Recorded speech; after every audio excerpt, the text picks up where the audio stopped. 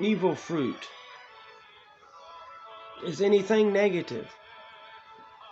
It's an unproductive mindset. It's to have no vision or clear path or plan to fulfill your goals. You can have a goal. This way you can you can reference back to Isaiah 61.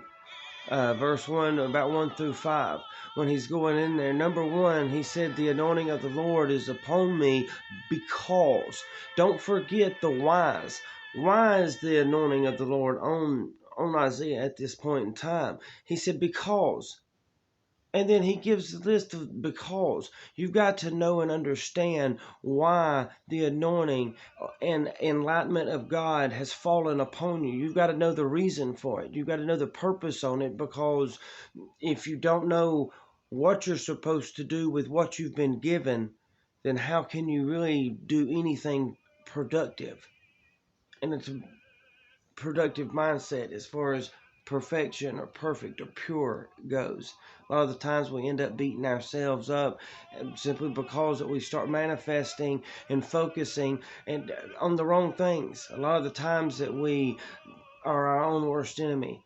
A lot of times we manifest the mountains in front of us. In Mark 8:23 and 24, he said he let him out of the town.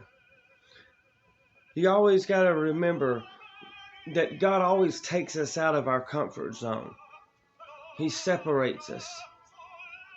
That's where that solidarity comes from. That's where that one-on-one relationship, that bond, that trust begins. That bond of faith, of loyalty, of dedication and commitment.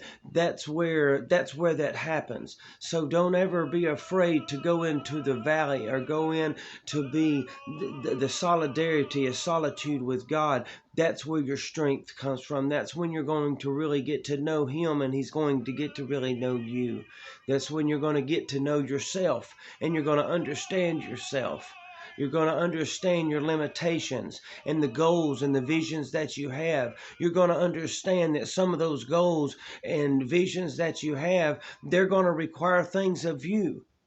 If your goal is vision is to be, an attorney, for nonprofit organizations or for churches, or if you want private practice, well, then you're going to have to also then understand that you're going to need to go to law, start going to law school, start prepping, start looking at different ways that you need to do.